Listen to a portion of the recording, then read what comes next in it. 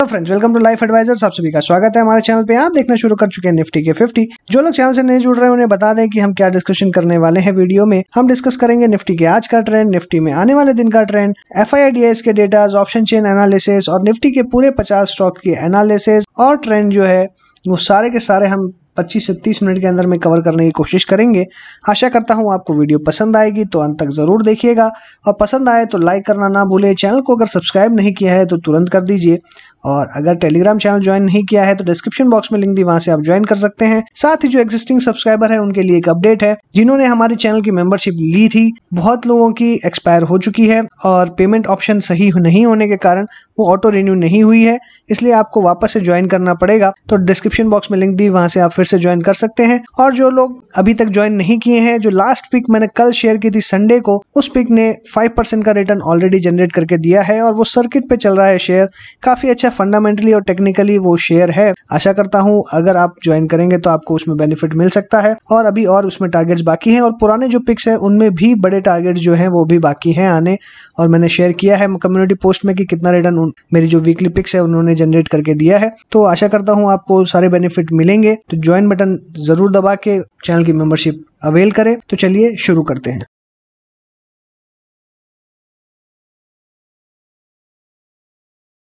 तो निफ्टी के अगर ट्रेंड की बात करें तो आज जैसा हमने अनुमान लगाया था और जो हमने रेंज डिस्कस करी थी उसी के हिसाब से मार्केट चलते हुए आया है। और हमने डिस्कस किया था कि मार्केट अगर 11,450 के ऊपर खुलेगा तो आपको तेजी दिखा सकता है और 11,550 तक आपको मार्केट लेके जा सकता है। यहाँ पे हमने देखा कि 11,578 का हाई बनाया, लो बनाया है 11,452 का। तो 11,450 के ऊपर ही ओपनिंग होते हुए हमको देखने मिली थी 11,487.8 के ऊपर में, और क्लोजिंग 11,500 के एग्जैक्ट ऊपर होते हुए दिखाई दे रही है। तो काफी अच्छा ट्रेंड हमने देखा और बुलिश ट्रेंड ऑलरेडी इंटैक्ट था। हमने जैसा डिस्कस किया कि यहाँ से एक जो ब्रेकआउट है वो हमको देखने के लिए मिला। अब यहाँ पे अगर क्लोजिंग की बात करें तो मैं इसको आपके लिए जूम कर देता हूँ जहां से हमें समझने में आसानी होगी कि क्या ट्रेंड बन रहा है। तो अगर हम यहाँ देखें तो क्लियर हमको ब्रेकआउट देखने मिल रहा है, कहीं पे भी डिस्टॉर्शन नहीं दिखाई दे रहा है पैटर्न में। बट फिलहाल अगर हम ये ब्रेकआउट के बाद में अगर कैंडल स्टिक की बात करें तो ये कैंडल स्टिक काफी सिग्निफिकेंट है। और अगर हम इस कैंडल को ध्यान से देखेंगे तो लगभग हमें ग्रेवस्टोन डोजी टाइप की कैंडल स्टिक बनते हुए नजर आएगी। हालांकि ये प्रॉपर नहीं है क्योंकि क्लोजिंग और ओपनिंग का जो लेवल है वो बराबर नहीं है। हालांकि क्लोजिंग और जो ओपनिंग है वो एकदम पास पास में है बट एग्जैक्टली सिमिलर नहीं है, इसलिए प्रॉपर ग्रेवस्टोन डोजी हम नहीं कह सकते बनती हुए नजर आ रही है। बट उसी तरह की कैंडल स्टिक बनते हुए नजर आ रही है। अप ट्रेंड में जब भी ये कैंडल स्टिक बनती है तो एक रिवर्सल का संकेत होता है और वो संकेत देते हैं कि वापस मार्केट नीचे आ सकता है। तो जैसा हमने देखा था यहाँ पे जो पैरेलल हमारी जो लाइन है, चैनल है, ये वाइड होते जा रहा है। तो इससे हमको समझ में आ रहा है कि वॉलेटिलिटी और बढ़ सकती है। आज मार्केट के बढ़ने के साथ साथ में विक्स में भी हमने बढ़ोतरी देखी, 8% विक्स ऊपर था, जो ये क्लियरली संकेत दे रहा है कि आने वाले दिनों के अंदर में वॉलेटिलिटी बहुत तेज होने वाली है और मार्केट बहुत ही ज्यादा वाइल्ड मूवमेंट आपको दिखा सकता है। अब इस सिचुएशन में हमें क्या करना चाहिए और कल के क्या लेवल्स होंगे ये बहुत ही जरूरी है समझना। तो हमने देखा कि यहाँ पे ब्रेकआउट होते हुए दिखाई दिया 11,600 जो है वो हमारा बहुत ही मेजर रेजिस्टेंस जोन है। बार बार हमने गिरावट जो है वो इसी के लेवल से देखी है और यह इसी के आसपास हमने डिस्कशन किया था कि आज टेलीग्राम चैनल पे शायद आज 11,600 अटेम्प्ट हो। तो हमने देखा कि 11,578 जैसे ही आया तो एक अच्छी खासी गिरावट देखने मिली। बैंक निफ्टी में प्रेशर देखने के लिए मिल रहा है। ओवरऑल अगर हम देखें तो बैंक निफ्टी में भी प्रेशर है। अगर आपने बैंक निफ्टी का वीडियो नहीं दिया है, डिस्क्रिप्शन बॉक्स में लिंक दी हुई है, वहां से आप जाके देख सकते हैं। तो मेरा ऐसा मानना है कि अगर बैंक निफ्टी में प्रेशर है और बाकी अगर सेक्टर्स की बात करें तो IT सेक्टर्स आज काफी चल चुका है।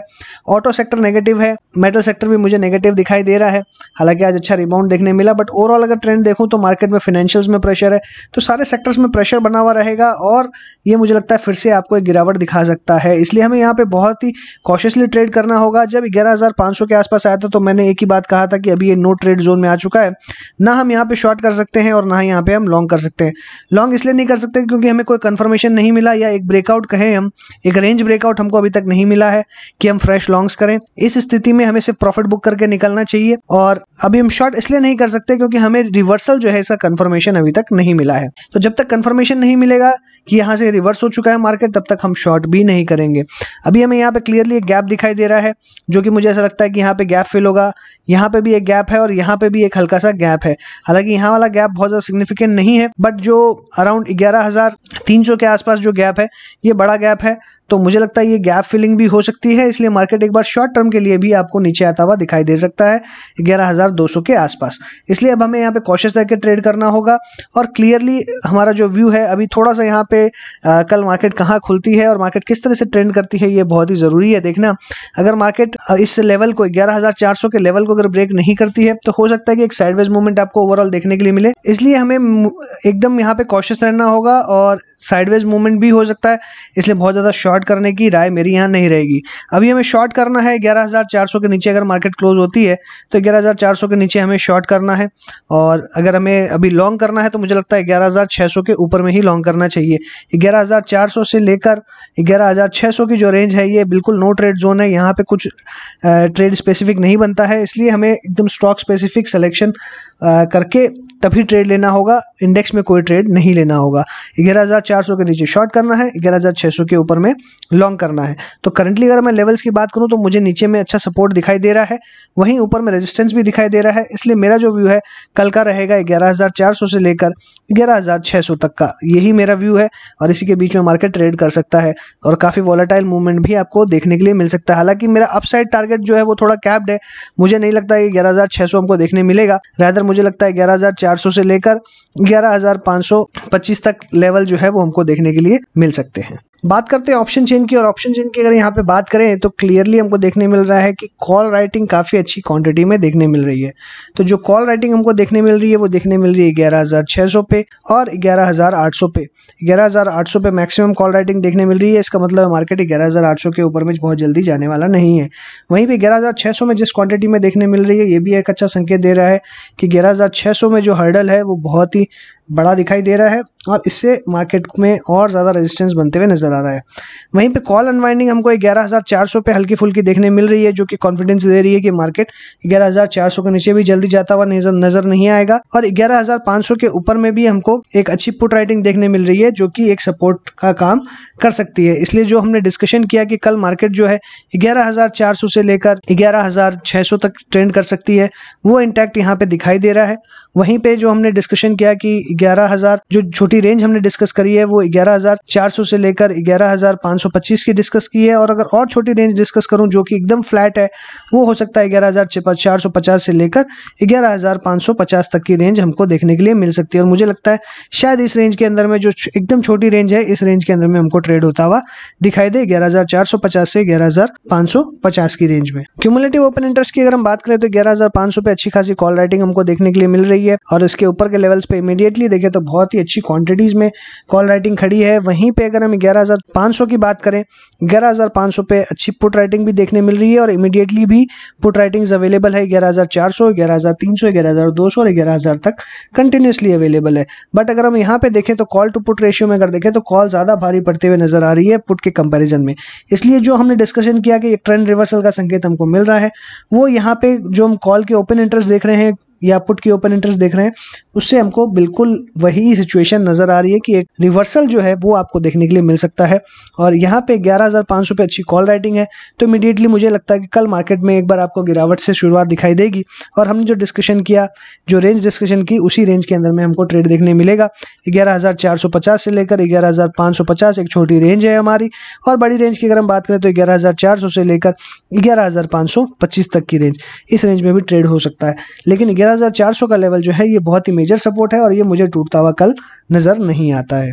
FII के कैश मार्केट की अगर बात करें तो 236 करोड़ का इन्होंने बाय किया है FIIs ने, वहीं DIIs ने 476 करोड़ का सेल किया है। तो इनकी बाइंग इंटेंसिटी जो है वो कम हो चुकी है, और वहीं DIIs फिर से नेगेटिव हो चुके हैं और अच्छी क्वांटिटीज में फिर से सेल कर रहे हैं। तो मुझे लगता है कि यहाँ पे अभी जो ट्रेंड है वो बिल्कुल नेगेटिव टू न्यूट्रल हो चुका है, इसलिए बहुत ज़्यादा आपको यहाँ से एक बाइंग इंटरेस्ट आता हुआ देखने नहीं मिलेगा और साइडवेज टू नेगेटिव मोमेंटम ही देखने के लिए मिलेगा। वहीं अगर हम FIIs के फ्यूचर ऑप्शन डेटा की बात करें तो इंडेक्स फ्यूचर्स में इन्होंने 1476 का लॉन्ग किया है, इंडेक्स ऑप्शंस में 3377 का इन्होंने फिर से लॉन्ग किया है, या हम कह सकते हैं जो इंडेक्स फ्यूचर्स में इन्होंने पोजीशन बनाई है सेम पोजीशंस हमको इंडेक्स ऑप्शन के थ्रू हेज करते हुए दिखाई दे रहे हैं। स्टॉक ऑप्शंस में इन्होंने बाय किया है 112 करोड़ का। नेट की अगर बात करें नेट में इन्होंने 4951 का बाय किया है, तो यहाँ पे पॉजिटिव दिखाई दे रहे हैं, बट साथ ही जो ऑप्शन में डेटा मिलते हुए नजर आ रहे हैं इससे क्लियरली डबल हेज जो है वो मुझे नजर आ रहा है। लास्ट डे हमने देखा था कि कोई इन्होंने हेज नहीं बनाया इसलिए मार्केट ऊपर जाते हुए नजर आई। वहीं पे इंडेक्स फ्यूचर्स में इन्होंने पोजीशन बनाई है, लेकिन साथ में 3377 का इन्होंने हेज पोजीशंस क्रिएट किया है, जो कि ऑलमोस्ट डबल है अपने इंडेक्स फ्यूचर्स के लॉन्ग से। इसलिए मुझे लगता है कि यहाँ पे बहुत ज्यादा इन्होंने हेज करके रखा है और एक्सपेक्ट कर सकते हैं कि मार्केट नीचे गिरने वाली है। इसलिए यहाँ से भी मुझे अगर पॉजिटिव होते हुए भी यहाँ पे डेटा मुझे थोड़ा सा नेगेटिव नजर आ रहा है, और नेगेटिव टू फ्लैट जो ट्रेंड है वो हमको कल देखने मिल सकता है। चलिए बात करते हैं निफ्टी के स्टॉक्स की, एक एक करके अल्फाबेटिक वे में डिस्कस करेंगे। तो सबसे पहला स्टॉक आ रहा है अदानी पोर्ट्स का। तो कल हमने डिस्कस किया था कि कोई लॉन्ग पोजीशन हमें इसमें नहीं बनानी है, रादर इसके अंदर में हमें भी शॉर्ट भी नहीं करना है, क्योंकि नीचे में सपोर्ट काफी अवेलेबल है। तो क्लियरली क्योंकि आप देख सकते हैं कि 20 डे 50 डे 100 डे 200 डे सारे के सारे सिंपल मूविंग एवरेज एक ही जगह इकट्ठा होके एक बहुत ही अच्छा सपोर्ट बनाते हुए नजर आ रहे हैं। वहीं आज अगर वॉल्यूम्स की बात करें तो बड़े वॉल्यूम्स के साथ में आज सेलिंग देखने के लिए मिल रही है। हालांकि सेलिंग की अगर हम क्वांटिटी की बात करें, अगर परसेंटेज की बात करें तो क्वांटिटी बहुत ज़्यादा है, पर परसेंटेज वाइज अगर देखें तो काफ़ी कम दिखाई दे रहा है। तो यहाँ पे बहुत ही डाइसी सिचुएशन है, इसलिए मेरी यहाँ पे सलाह ना बाई की है ना सेल की है। और मैंने कल लास्ट डे भी कहा था कि इसके अंदर में अगर हमारा प्रॉफिट है तो बुक करके निकल जाना चाहिए, कोई भी फ्रेश पोजीशंस नहीं बनानी चाहिए। फ्रेश बाय करेंगे 360 के ऊपर में, सेल की भी कोई यहाँ पे सिचुएशन नहीं बन रही है, इसलिए सेल का कोई टारगेट नहीं है। क्लियरली सेल अवॉइड करें, बट बाय जो है वो 360 के ऊपर में ही करना है। एशियन पेंट्स की बात करें तो एक अच्छा लोअर से हमने एक अच्छा रिट्रेसमेंट और ऊपर की तरफ देखा लेवल्स, और 2050 तक यहाँ पे आते हुए दिखाई दिया। एक प्रॉफिट बुकिंग का आज स्टेज हमको देखने के लिए मिल रहा है, क्योंकि अगर वॉल्यूम्स की नोटिस करें तो वॉल्यूम्स काफी कम दिखाई दे रही है और गिरते हुए वॉल्यूम्स हमको लास्ट 2-3 दिन से देखने मिल रहे हैं। तो एक प्रॉफिट बुकिंग हम कह सकते हैं कि हमको यहाँ देखने मिला है। हो सकता है ये प्रॉफिट बुकिंग एक आध दिन और एक्सटेंड हो, बट मुझे लगता है अराउंड 2000 के आसपास में फिर से बाय बनेगा। 2000 के आसपास इसे बाय करें, फिर से टारगेट जो है हमारे ऊपर के 2100 और 2200 तक के लेवल्स आपको देखने के लिए मिल सकते हैं शॉर्ट टू मीडियम टर्म में। बजाज फिनसर्व की अगर हम बात करें तो बजाज फिनसर्व के अंदर में हमने डिस्कशन किया था कि इसमें कोई ट्रेड हमें नहीं लेना चाहिए, क्योंकि इसके अंदर में ऊपर में एग्जैक्टली देखें तो रेजिस्टेंस अवेलेबल है और नीचे सपोर्ट अवेलेबल है। लेकिन अगर हम कैंडल की यहाँ पे बात करें तो आप कैंडल यहाँ पे क्लियरली देख सकते हैं, जो दो कैंडल यहाँ बनते हुए नजर आ रही है। एक बेयरिश एनगल्फिंग का पैटर्न जो है वो यहाँ बनते हुए आ रहा है, बनते हुए दिखाई दे रहा है, और कुछ इस तरीके से मुझे लग रहा है कि यहाँ पे एक पैटर्न बन सकता है, इन्वर्टेड कप बनने की कोशिश भी हो सकती है। इसलिए यहाँ पे हमें क्या करना है, यहाँ पे हमें सिंपल सी शॉर्ट करना है। हमारा टारगेट जो है पहले 5600 का रहेगा, 5600 का टारगेट आता है तो नेक्स्ट टारगेट 5200 तक का हम कर सकते हैं। तो यहाँ पे क्लियरली हम इमीडिएटली शॉर्ट कर सकते हैं, और टारगेट जो है वो आपको मैंने यहाँ दिखा दिए 5600 और 5200। बजाज ऑटो की अगर हम बात करें तो बजाज ऑटो के अंदर में कोई बहुत ज्यादा अच्छा मूवमेंट हमको देखने नहीं मिल रहा, साइडवेज मूवमेंट है। और मैंने यहाँ पे कहा भी था कि आपको अभी फ्रेश खरीदारी जब तक 3000 के ऊपर क्लोज ना हो प्रॉपरली तब तक नहीं करनी चाहिए। 3000 के ऊपर क्लोज होगा तो 3200 का लेवल देखने मिलेगा, बट करेंटली अगर देखें वॉल्यूम्स भी यहाँ पे बहुत कम दिखाई दे रही हैं और पैटर्न भी कंप्लीटली डिस्टॉर्टेड है, तो यहाँ पे कहीं पे भी बाय या सेल की रिकमेंडेशन नहीं है, क्लियरली अवॉइड करना चाहिए। बजाज फाइनेंस की अगर हम बात करें तो बजाज फाइनेंस में भी सिमिलर पैटर्न हमको देखने मिल रहा है। हालांकि नीचे में इस पे सपोर्ट अवेलेबल है जो कि बजाज फिनसर्व में अवेलेबल नहीं है, इसलिए मुझे यहाँ पे बहुत ज्यादा शॉर्ट की कन्विक्शन नहीं दिखाई दे रही है। बट सिंस मैंने देखा है कि जब इसमें गिरावट रहेगी बजाज फिनसर्व या बजाज फाइनेंस में, तो दोनों एक ही तरीके से चलते हैं और हो सकता है यहाँ पे भी आपको पैटर्न देखने मिले। और मुझे यहाँ पे जो पैटर्न दिख रहा है, जैसा सिमिलर पैटर्न मैंने एक बार भारतीय एयरटेल के अंदर आइडेंटिफाई किया था, लगभग उसी तरीके का पैटर्न मुझे यहाँ पे भी दिख रहा है। तो यहाँ पे भी अच्छी खासी शॉर्ट की जगह मुझे दिखाई दे रही है, तो हमें शॉर्ट करके चलना है क्लियरली बजाज फिनसर्व को और बजाज फाइनेंस को। बजाज फाइनेंस के भी टारगेट नीचे 3000 तक के रह सकते हैं, लेकिन पहले मुझे लगता है कि यहाँ पे जो एक हर्डल है वो 3300 तक का है, इसलिए पहला टारगेट मेरा जो है शॉर्ट अगर करते हैं तो 3300 का पहला टारगेट रहेगा, जो कि बहुत ही छोटा टारगेट है। और सेकंड टारगेट जो है मेरा है 3200 तक के आसपास रहेगा, 3200 का नेक्स्ट टारगेट। और थर्ड टारगेट जो है वो मेरा 3000 का रहेगा। भारतीय एयरटेल की बात करें तो यहाँ पे फिर से जो शॉर्ट पैटर्न है वो बनते हुए नजर आ रहा है। हालांकि मुझे यहाँ पे शॉर्ट करने की बिल्कुल कन्विक्शन अभी फिलहाल नहीं दिखाई दे रही है, क्योंकि कभी भी यहाँ से बाउंस हो सकता है। वॉल्यूम्स काफ़ी लो है लास्ट कुछ दिनों से, इसलिए मुझे लगता है कि 420 के नीचे जाता है तभी 420 के नीचे जाएगा तभी हम सेल करके चलेंगे यहाँ पे। लेकिन बाय की बिल्कुल भी सलाह नहीं है, बाय एकदम अवॉइड करें, ज़्यादा बेटर रहेगा। 420 के बाद में सेल करें। पहला टारगेट 400 और सेकंड टारगेट रहेगा 375 का, third target 350, fourth target 325। BPCL की बात करें तो लास्ट 2 दिन से इसने अपने जो प्रीवियस यहाँ पे जो क्लोजिंग थी इसको ब्रेक नहीं किया और लास्ट 2 दिन से पॉजिटिव क्लोज होते हुए नजर आया है। तो यहाँ पे एक इन्वर्टेड फ्लैग भी बन सकता है, अगर कुछ दिन और ये फ्लैट रह जाता है इसी रेंज में, अगर घूमता है तो छोटे से रेंज में इन्वर्टेड फ्लैग बन सकता है, जो कि और नीचे इसको धकेल सकता है। तो फिलहाल के लिए अगर मैं यहाँ पे पैटर्न की बात करूँ तो बहुत ही लो वॉल्यूम यहाँ दिखाई दे रही है और क्लियरली हम कह सकते हैं ये 360 के ऊपर भी नहीं जा पा रहा है। तो एक हाई रेजिस्टेंस जोन बन गया है 360। रैदर मुझे मुझे लगता है कि यहाँ पे बहुत जल्दी हमें फिर से गिरावट देखने के लिए मिलेगी। तो यहाँ पे हमें सेल करके चलना है, और सेल हमें कब करना है? सेल हमें करना है अराउंड 350 के बाद में। 350 के नीचे सेल करेंगे तो इमीडिएटली टारगेट हमको 320 तक का मिल सकता है। 320 का अगर निकलता है तो नेक्स्ट टारगेट 300 का। ब्रिटानिया की बात करें तो यहाँ पे अच्छी खासी मूवमेंट हमको देखने मिली है, नीचे के लेवल से वापस अपसाइड जाता हुआ दिखाई दिया है, 200 पॉइंट की तेजी देखने के लिए मिली है। और फिलहाल अगर देखें तो एक ब्रेकआउट जैसी पोजीशन में आता हुआ नजर आ रहा है, जो कि फिर से ये 4000 तक के लेवल आपको दिखा सकता है। हमने लास्ट डे भी डिस्कस किया था कि इसकी जो क्लोजिंग है वो ठीक ठाक दिखाई दे रही है, बट अभी बहुत ज़्यादा इसके अंदर में कैंडल की अगर मूवमेंट देखें तो ज़्यादा दिखाई नहीं दे रही है। वॉल्यूम्स भी काफ़ी एवरेज रहते हैं, तो इसलिए इसके अंदर में कोई बहुत ज़्यादा मेजर मूवमेंट आपको नहीं मिलेगी। ये एक इन्वेस्टमेंट स्टॉक है, ट्रेडिंग स्टॉक नहीं है, तो इसके अंदर में बहुत ज़्यादा तेजी मंदी एक्सपेक्ट ना करें। 4000 के टारगेट के लिए आप करंट लेवल्स पे खरीद सकते हैं, और स्टॉप लॉस इसमें एक लगा सकते हैं अराउंड 3730 का। तो 100 रुपए का स्टॉप लॉस है और लगभग 170 रुपए तक का टारगेट है, तो बहुत ज़्यादा रिस्क रिवॉर्ड नहीं है। अगर आपको पेशेंस है होल्ड करने का तो आप जरूर इसके अंदर कर सकते हैं, क्योंकि 4000 अगर आता है तो उसके बाद में और बड़े टारगेट्स भी आ सकते हैं। सिप्ला की बात करें तो आज यहाँ पे पॉजिटिव मोमेंटम देखने के लिए मिल रहा है। वॉलेटिलिटी बहुत ज़्यादा देखने के लिए मिली है, लो 762 का है और हाई 784 का। क्लोज इसने 778 के आसपास दिया है, तो काफ़ी वॉलेटाइल हमने देखा। और जैसा हमने डिस्कस किया था कि इसके अंदर में एक शायद का अपन हैंडल टाइप का पैटर्न बन सकता है, इसलिए मेरी इसमें बाय की रिकमेंडेशन थी। बट फिलहाल के लिए अगर मैं देखूं तो बहुत ज़्यादा यहाँ पे मेरे को कन्विक्शन नहीं मिल रहा है। 800 रुपए के ऊपर में जब ये निकलेगा तभी शायद मुझे कंफर्मेशन मिलेगा और मैं तभी ज़्यादा कंफर्टेबल रहूँगा बाय करने के लिए। बट फिलहाल के लिए अगर मैं बात करूँ तो मुझे बहुत ज़्यादा बाय की यहाँ पे पोजीशन नज़र नहीं आ रही है, क्योंकि जो कैंडल है और जो प्राइस एक्चुअल प्राइस मूवमेंट है वो बहुत ही नैरो रेंज में है, इसलिए मेरी कोई बाय या सेल की रिकमेंडेशन फिलहाल नहीं है। अभी अवॉइड करना चाहिए, ज्यादा बेटर रहेगा। कोल इंडिया की बात करें तो इसकी अवॉइड की सलाह है, कोई बाय या सेल कुछ भी नहीं बनता है। डिविस लैब के अंदर में हम देखें तो यहाँ पे 20 डे सिंपल मूविंग एवरेज और 50 day simple moving average exactly बीच में आज यहाँ पे हमको इसके हाईज और लोज देखने के लिए मिल रहे हैं, और उसी के बीच में ये ट्रेड होते हुए नजर आ रहा है। वॉल्यूम्स यहाँ पे थोड़ी इंक्रीजिंग दिखाई दे रही है, तो यहाँ पे आशा कर रहे हैं कि ये एक अपने 20 डे सिंपल मूविंग एवरेज को ब्रेक करके वापस ऊपर की तरफ निकलेगा। तो अगर ये ऊपर की तरफ निकलता है तो बाय पोजीशंस हमारी कहाँ रहेगी? बाय हमारी रहेगी 20 डे सिंपल मूविंग एवरेज के ऊपर में, तो बाय अबव रहेगा 3150 का। टारगेट हमारा रहेगा पहला 3200 तक का, और सेकंड टारगेट जो है वो अराउंड 3270 का, और थर्ड टारगेट रहेगा 3400 तक का। तो ये 3 टारगेट के लिए हम इसमें काम कर सकते हैं। और इस केस में अगर हम स्टॉप लॉस की बात करेंगे तो स्टॉप लॉस हमारा रहेगा अराउंड 3050 का। तो 100 रुपए का रिस्क है, रिवॉर्ड अच्छा है, तो इसके अंदर में हम पोजीशंस बना सकते हैं। डॉक्टर रेड्डीज की बात करें तो यहाँ पे बहुत ज़्यादा मूवमेंट मुझे नज़र नहीं आ रहा है। एक छोटे से रेंज के अंदर में ये अपने आप को कंसोलिडेट करने की, होल्ड करने की कोशिश कर रहा है, बट ये मुझे लगता है 5250 के ऊपर निकलेगा तभी हम बाय करेंगे तो ज़्यादा बेटर रहेगा। बट फिलहाल के लिए कोई बाय सेल रिकमेंडेशन नहीं है। आइशर मोटर में देखें तो 2200 रुपए के ऊपर में आज ये क्लोज होते हुए दिखाई दे रहा है, पॉजिटिव क्लोजिंग यहाँ पे हमको दिखाई दे रही है, तो काफ़ी अच्छा मूवमेंट यहाँ जरूर मिल रहा है। और वॉल्यूम्स की अगर बात करें तो एवरेज वॉल्यूम के आसपास है, इसलिए मुझे यहाँ पे बहुत ज़्यादा कन्विक्शन नहीं हो रही है बाय के लिए। बट अगर हम यहाँ पे बाय पोजीशन अगर हमने बनानी है तो इसी लेवल पे बनानी है, और 2300 तक का मैक्सिमम टारगेट रहेगा। 2300 निकलेगा तो और बड़े लेवल्स देखने के लिए मिल सकते हैं। तो करंट पोजीशंस में अगर आप रिस्क रिवॉर्ड आपको अच्छा लगता है तो आप यहाँ बना सकते हैं, क्योंकि यहाँ पे अगर करंटली बाय करते हैं 2110 के ऊपर में अगर बाय करते हैं तो स्टॉप लॉस बैठता है अराउंड 2150 का, और टारगेट बैठता है पहला 2300 तक का। तो यहाँ पे जो रिस्क है वो है अराउंड 60 रुपीज का रिस्क है, और अगर रिवॉर्ड की बात करें तो 70 रुपीज का रिवॉर्ड 90 रुपीज का रिवॉर्ड है।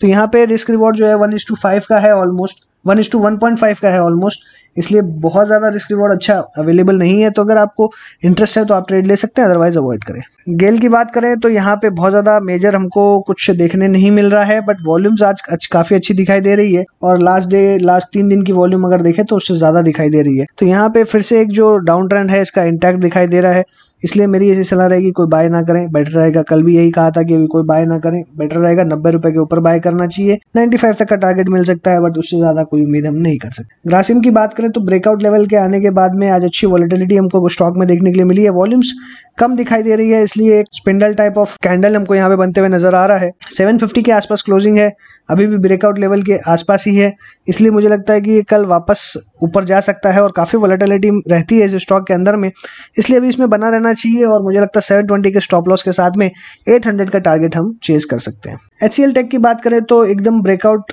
के लेवल तक आज जाके आया 840 के आसपास, और मुझे लगता है 840 अब जब ये क्रॉस करेगा उसी के बाद इसके अंदर में अच्छा मोमेंटम आएगा। 840 के बाद में हमको 900 तक के लेवल बहुत जल्दी देखने के लिए मिल सकते हैं। अगर हम वॉल्यूम्स की बात करें तो आज वॉल्यूम्स काफ़ी हाई हमको देखने के लिए मिल रही है। लास्ट 4-5 दिन की अगर वॉल्यूम देखें तो एवरेज वॉल्यूम से काफ़ी अच्छा ट्रेड होते हुए दिखाई दिया है। इसलिए मुझे लगता है कि इसके अंदर में आने वाले दिन में फिर से एक मोमेंटम जो है वो बिल्टअप होगा, लेकिन 840 के ऊपर में ही बाय करना है। ये एकदम स्ट्रिक्टली जो हमारा रूल है वही हम फॉलो करेंगे कि 840 के ऊपर में ही हमें बाय करना है, अदरवाइज अवॉइड करना है। HDFC की बात करें तो HDFC में आज इन्वर्टेड अगर हम देखें तो यहाँ पे ग्रेवस्टोन डोजी ही बनते हुए नजर आ रही है। रैदर अगर मैं आपको इसके लिए जूम करूं तो आपको क्लियरली मुझे लगता है दिखाई देगा। तो यहाँ पे आपको क्लियरली देख सकते हैं कि नीचे में यहाँ हम देखें ये जो कैंडलस्टिक बनी है, यहाँ पे एक रिवर्सल का संकेत हमको मिला था। ये है बटरफ्लाई डोजी, जो कि अगर डाउन ट्रेंड में बनती है तो एक रिवर्सल का संकेत देती है। तो एक बड़े डाउन ट्रेंड के बाद में ये कैंडलस्टिक बनी और बटरफ्लाई डोजी बनी थी। उसके बाद में मार्केट कितना ऊपर आ चुका है, रैदर मैं कहूँ तो ये स्टॉक कितना ऊपर आ चुका है, 1640 के आसपास से देखें तो ये स्टॉक 1800 रुपये तक ही आ चुका है। और ये सिर्फ और सिर्फ आप डिसीजन जो है वो एक कैंडल के बेसिस के ऊपर में ले सकते थे।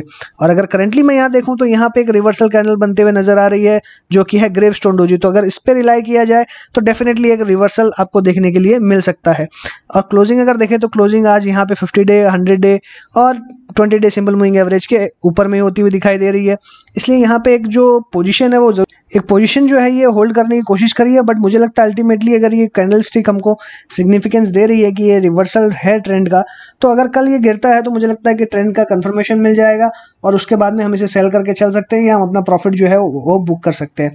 बट हालांकि हमें इसी लेवल पे 1800 के लेवल पे बुक कर लेना चाहिए था प्रॉफिट।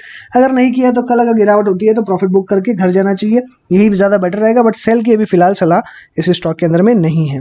HDFC लाइफ की बात करें तो यहाँ पे कोई मुझे मेजर पैटर्न दिखाई नहीं दे रहा है, अभी अवॉइड करने की सलाह रहेगी, वही करें। हीरो मोटोकॉर्प की बात करें तो 3200 के लेवल के आसपास जाके एक गिरावट देखने के लिए मिल रही है। प्रॉफिट बुकिंग का लेवल देखने मिल रहा है, एग्जिट कर लें अगर लॉन्ग पोजीशंस है तो, और अगर शॉर्ट पोजीशंस है तो अभी फिलहाल कोई शॉर्ट पोजीशंस कैरी ना करें, उसमें से भी अभी निकल जाए। हिंडाल्को की बात करें तो यहाँ पे आज काफी अच्छा पैटर्न और यहाँ पे मुझे काफ़ी अच्छा मूवमेंट दिखाई दे रहा था। और क्लियरली मैं देखूं तो exactly 50 day simple moving average के नीचे क्लोज होते हुए दिखाई दिया है, 20 डे सिंपल मूविंग एवरेज के ऊपर आया है। तो कहीं ना कहीं इसमें वापस एक अपसाइड जो है वो आपको देखने के लिए मिल सकती है, वापस से स्टॉक 190 के आसपास जा सकता है। तो अगर फ्रेश पोजीशंस बनानी है तो मुझे लगता है कि कल अगर 180 के आसपास खुलता है, अगर मार्केट थोड़ा सा फ्लैट टू पॉजिटिव रहता है, मेटल सेक्टर तेज रहता है, तो आप इसमें पोजीशंस बना सकते हैं। HUL की बात करें तो यहाँ पे कोई बाई या सेल की सलाह नहीं है, अवॉइड करें बेटर रहेगा। इन्फोसिस में 3% तक की तेजी हमको देखने मिली है और हमने कल ही डिस्कस किया था कि हमारा जो अल्टीमेट 1100 तक के लेवल्स है 1050, 1100, 1150, ये तीनों लेवल्स हमको आने वाले दिनों में देखने के लिए मिलेंगे। 1050 का आज लेवल देखने मिल गया, आने वाले दिनों में आशा करता हूँ कि हमको 1100 का लेवल बहुत जल्दी देखने मिलेगा। करंट पोजीशंस है तो होल्ड करें और अगर फ्रेश पोजीशंस बनानी है तो थोड़ा सा वेट करें।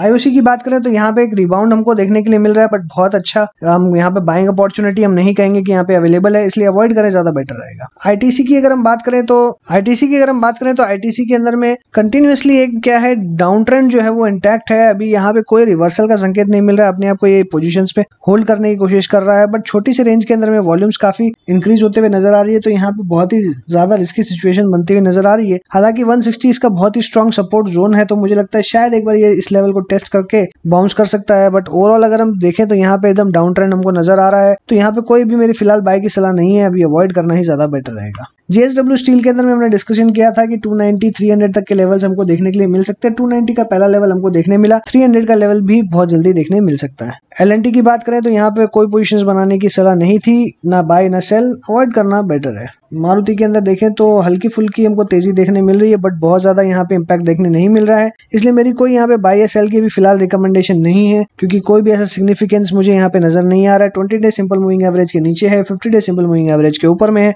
काफी साइडवेज है। तो बाय करने के लिए मुझे लगता है कि 6875 के ऊपर में हम बाय करेंगे, और अगर सेल करना है तो 6775 के नीचे सेल करेंगे। तो यहाँ पे अभी कोई सिचुएशन अराइज नहीं हो रही है, अवॉइड करना बेटर रहेगा। M&M के अंदर में मेरी सेल की राय थी, क्योंकि यहाँ पे हमें नेगेटिव क्रॉसओवर एक देखने के लिए मिल रहा है, 50 डे और 20 डे सिंपल मूविंग एवरेज में क्रॉसओवर होते हुए नजर आ रहा है, और ओवरऑल जो पैटर्न है वो भी मुझे लग रहा है कि एक डाउन ट्रेंड का बन चुका है। काफी हाई वॉल्यूम आज हमको देखने के लिए मिल रही है, आधे % की गिरावट हमने देखी, और इसमें मैंने टारगेट 560 के दिए थे, और अगर करंटली मैं देखूं तो 607 पे क्लोज होते हुए नजर आया है। मुझे लगता है कि 560 का लेवल हमको बहुत जल्दी देखने के लिए मिलेगा, तो कल अगर नेगेटिव रहता है तो कल हम इसे सेल करके चलेंगे और फिर से हमें 560 तक के लेवल्स देखने के लिए मिल सकते हैं। नेस्ले की अगर बात करें तो साइडवेज है, कोई बाय या सेल की राय नहीं है, अवॉइड करें बेटर रहेगा। NTPC की बात करें तो अच्छी खासी यहाँ पे हमको ऊपर के लेवल से गिरावट देखने के लिए मिली थी, 108 के लेवल से हम अगर देखें तो स्टॉक ऑलमोस्ट ये 82 तक के लेवल्स हमको दिखा चुका है। करंट जो ट्रेंड है वो बिल्कुल 80 की तरफ इशारा करते हुए नजर आ रहा है, इसलिए 80 तक मुझे लगता है ये स्टॉक जा सकता है, और अगर 80 आता है तो यहाँ से और बड़ी गिरावट आ सकती है, तो सेल करके ही चले, ज्यादा बेटर है।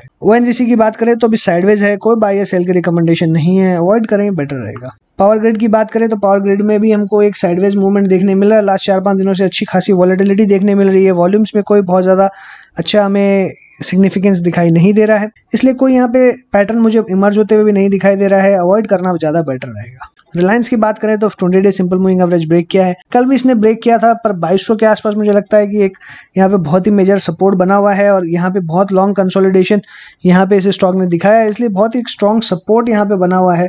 ये मुझे लगता है इस लेवल को रिटेस्ट करके काफ़ी बड़ा मूवमेंट भी दे सकता है। तो मुझे लगता है कि एक जो बाइंग अटेम्प्ट है वो अराउंड 2175 या 2150 के आसपास अगर आता है तो हमें एक बार बाइंग जो है फिर से इसमें अटेम्प्ट करनी चाहिए, और वहां से एक अच्छा जो लेवल है वो आपको देखने के लिए मिल सकता है। SBI लाइफ की बात करें तो साइडवेज है, कोई मूवमेंट यहाँ पे दिखाई नहीं दे रहा है, अवॉइड करें, बेटर रहेगा। श्री सीमेंट्स की बात करें तो अच्छा खासा प्रॉफिट बुकिंग देखने के लिए मिल रहा है, और कल हमारी राय इसमें यही थी कि यहाँ से अब निकल जाना चाहिए और प्रॉफिट बुक करके निकलना चाहिए। 50 डे सिंपल मूविंग एवरेज जो है वो एक रेजिस्टेंस का काम कर रहा है, और 21,000 पे बहुत ही हेवी रेजिस्टेंस एरिया है, इसलिए हमने डिस्कस किया था कल कि इसमें से निकल जाना चाहिए। आज 2.5% की गिरावट देखने मिल रही है। अगर आपने निकल लिया है, आप इसमें निकल गए हैं तो बहुत अच्छी बात है, नहीं निकले हैं तो अब भी निकल सकते हैं, इसमें और बड़ी गिरावट फिर से देखने मिल सकती है। सन फार्मा की बात करें तो यहाँ पे एक अच्छा खासा ब्रेकआउट आज देखने मिल रहा है, हालांकि वॉल्यूम्स की अगर बात करें तो बहुत ज्यादा सिग्निफिकेंट नहीं है, लास्ट 2-3 दिन से हमको वॉल्यूम इसमें देखने मिल रही है, बट फिर से ये क्या है 520 से लेकर 540 के बीच में फंस सकता है, इसलिए मैक्सिमम टारगेट अपना 540 बना के चले। 540 के ऊपर में अपना एक बार प्रॉफिट बुक करे, 540 के ऊपर निकलता तो फ्रेश खरीदारी करे, फ्रेश खरीदारी के बाद में 560 नेक्स्ट टारगेट रहेगा। 560 पार करता है तो और बड़े लेवल्स देखने मिल सकते हैं, बट अभी फिलहाल मुझे मार्केट का ट्रेंड डाउन लग रहा है, और अभी फार्मा सेक्टर में कॉन्ट्रा बैट्स हम नहीं ले सकते, इसलिए मेरा ऐसा मानना है कि फिलहाल इसके अंदर में अगर आप लेवल्स लेते हैं तो 5 से 7% तक की तेजी आपको मैक्सिमम देखने मिल सकती है। उस बेसिस पे आप अपने रिस्क रिवॉर्ड देख के पोजीशंस बना सकते हैं। स्टॉप लॉस इस केस में रहेगा 515 का, 515 के स्टॉप लॉस के साथ में बाय करें 540 560 तक के टारगेट्स। टाटा मोटर्स की बात करें तो 134 के आसपास आते हुए दिखाई दे रहा है, और हमने डिस्कशन किया था कि इसके अंदर में हमको 138 140 तक के लेवल्स देखने मिल सकते हैं। आज भी हाई जो है इसने 137.5 का बनाया, क्लोजिंग 134 के ऊपर में है, 130 का नीचे बहुत स्ट्रॉन्ग सपोर्ट है, तो अभी कोई सेल की राय नहीं है और बाय की भी नहीं है। टाटा स्टील की बात करें तो आज अच्छे वॉल्यूम के साथ में बढ़ते हुए दिखाई दिया है स्टॉक, बट मेरा मानना है कि 20 day simple moving average major hurdle है इसका, अगर ये पार होता है कल तो 400 तक का लेवल देखने मिल सकता है। 400 में 50 डे सिंपल मूविंग एवरेज का हर्डल देखने मिलेगा, इसलिए कल बहुत ज्यादा आप मूवमेंट अगर देखेंगे तो सिर्फ 385 से लेकर 400 के बीच में आपको दिखने मिल सकता है, अदरवाइज अवॉइड करें, ज्यादा बेटर रहेगा। TCS में हमारा 2700 का टारगेट था, वो हमको देखने के लिए मिल गया, और मुझे लगता है कि अभी इसमें से प्रॉफिट बुक करके हमें निकल जाना चाहिए। 2300 के लेवल से मैंने इसमें 2700 तक का टारगेट दिया था, वो मेरा कंप्लीटली अचीव हो चुका है, और मुझे लगता है कि अब यहाँ से पोजीशंस अपनी हल्की कर लेनी चाहिए, यहाँ से निकल जाना चाहिए। वापस आपको स्टॉक 2500 के आसपास देखने मिल सकता है, तब हम रिव्यू करेंगे क्या हमें पोजीशंस बनानी चाहिए। टेक महिंद्रा में मैंने आपको 845, 875 और 900 तक के टारगेट्स दिए थे, आज क्लियरली हमको वो देखने के लिए मिल रहा है। 845 का हमारा टारगेट अचीव हुआ, 850 के आसपास ये स्टॉक आते हुए दिखाई दे रहा है। अभी मुझे लगता है कि यहाँ पे फर्दर तेजी आ सकती है, बट हो सकता है कि एक बार शॉर्ट टर्म करेक्शन आपको फिर से देखने के लिए मिले, तो अगर ये स्टॉक नीचे आता है तो हमें खरीदारी करनी है, बट डेफिनेटली कल हमें कोई इसमें बाइंग अपॉर्चुनिटी या बाइंग अटेम्प्ट नहीं करनी है। कल का कैसा पैटर्न रहता है उसके बाद ही हम इसमें बाइंग अपॉर्चुनिटी एक्सप्लोर करेंगे।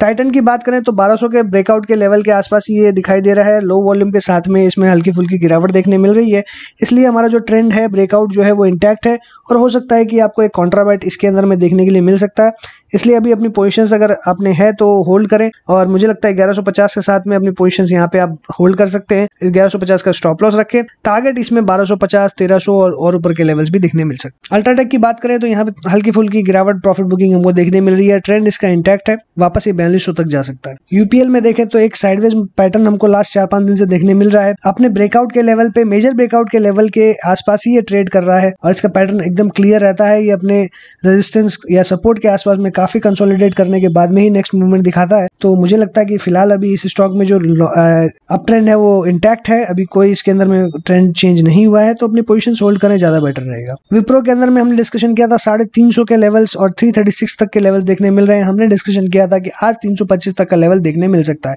आज हमको देखने मिल रहा है 336 तक का लेवल। तो मुझे लगता है कि आपके इसमें अच्छे पैसे बने होंगे और आईटी सेक्टर में जैसा मैंने गाइडेंस दिया था वैसे ही हमको लेवल्स देखने के लिए मिल रहे हैं। तो कल जैसा हमने डिस्कशन किया एग्जैक्ट वैसा ही मूवमेंट सारे स्टॉक्स में हमको देखने मिल रहा है और मुझे लगता है कि इसके अंदर में आपने अगर पैसे बनाए हैं तो कमेंट बॉक्स में लिख के जरूर बताइएगा और एनकरेज करिएगा। और अभी फिलहाल इसके अंदर में मेरा टारगेट 350 जो है वो इंटैक्ट है, बट जिस तरीके की तेजी आज हमको देखने मिली है हो सकता है कि कल आपको एक बार के लिए अपसाइड जाते हुए दिखाई दे, इसलिए वहां पे अपनी पोजीशंस अनवाइंड कर लें और अपने प्रॉफिट बुक करें और घर जाएं और फ्रेश पोजीशंस को ये भी नहीं बनानी है। सो इसी के साथ मैं अपनी बात को यहीं पे वाइंड अप करूंगा। अगर आपको अच्छा लगा हो तो लाइक कीजिएगा, दोस्तों के साथ शेयर कीजिए, कमेंट बॉक्स में व्यूज लिखना ना भूलें। चैनल सब्सक्राइब ना किया हो तो तुरंत कर दीजिए। टेलीग्राम चैनल ज्वाइन नहीं किया तो डिस्क्रिप्शन बॉक्स में लिंक दी हुई वहां से आप ज्वाइन कर सकते हैं। So thanks for watching again.